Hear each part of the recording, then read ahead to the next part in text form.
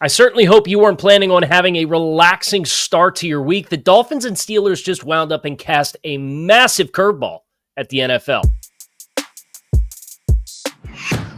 I'm Kyle Krabs with A to Z Sports, and it's been a long time coming for Miami Dolphins cornerback Jalen Ramsey to find himself on a new team. It was reported as early as mid-April that the Dolphins and Ramsey had mutually agreed to part ways after some level of a falling out between both Ramsey and head coach Mike McDaniel. And it doesn't take a rocket scientist to review any time Mike McDaniel's been asked about Jalen Ramsey to see that there's probably some hard feelings somewhere along the way. Ramsey got his wish on Monday with the news that he had been traded to the Pittsburgh Steelers. But what happened next was absolute pandemonium. With first the news dropping that Ramsey was going to Pittsburgh, then the news dropping that Minkah Fitzpatrick, former disgruntled Miami Dolphins defensive back who was once upon a time traded to Pittsburgh, was the player coming back to Miami in a player-for-player swap. And then the news being dropped on top of that tight end Jonnu Smith, who the Steelers had placed several calls on in the last couple of months, was also a part of this deal. A 3-player trade on June 30th to mark the start of the NBA free agency calendar. The NFL just with that latest little twist of the knife to remind you that it's always football season. Now, as far as the fallout of this trade, the full terms of this trade have been released. The Dolphins are sending Jalen Ramsey, Jonnu Smith, and a 2027 7th-round draft choice to Pittsburgh for Minkah Fitzpatrick and a 2027 5th-round draft choice. For Pittsburgh, why you do this deal is obvious. They have been looking for another pass catcher. That was why they were rumored to have first reached out to the Dolphins on Jonnu Smith in the first place. Of course, Pittsburgh's offensive coordinator is Arthur Smith, who has spent a lot of time working with Jonnu Smith and loves to find ways to get him the football. And Jalen Ramsey coming in as a splash player with the Steelers in the midst of an arms race in the AFC North. Baltimore is Baltimore. And of course, they just added Jair Alexander not that long ago.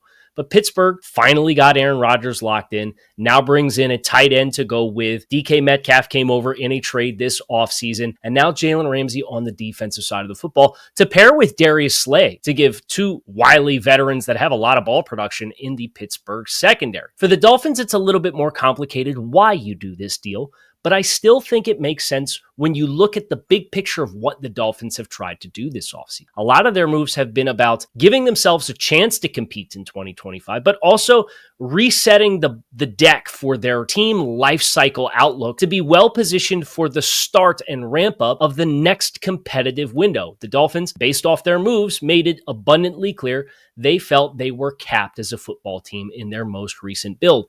And the ambition that it takes is ambitious, and it is admirable, but it's also risky for general manager Chris Grier and head coach Mike McDaniel on the heels of an 8-9 football season where there is perceived pressure to win. The Dolphins need to win enough football games for McDaniel and Grier to inspire confidence in owner Stephen Ross that they're the right people to run this organization into the future and into the next build. But getting rid of the cash commitments involved with Jalen Ramsey, who the Dolphins just gave a contract to last offseason, and also Jonnu Smith, who gets an $8 million raise from the $4 million he was scheduled to play on in 2025, tells you the Dolphins cap and cash savvy savings, also getting a player back in Minkah Fitzpatrick, who is younger, who gives them a chance to still compete in 2025, but without a lot of the long-term restrictions that this team found themselves in with Jalen Ramsey. All in all, it's going to be fascinating to see how this deal plays out for all the parties involved. But in the midst of the summer dead period, we're thankful at the very least for a little bit of exciting times to start June 30th.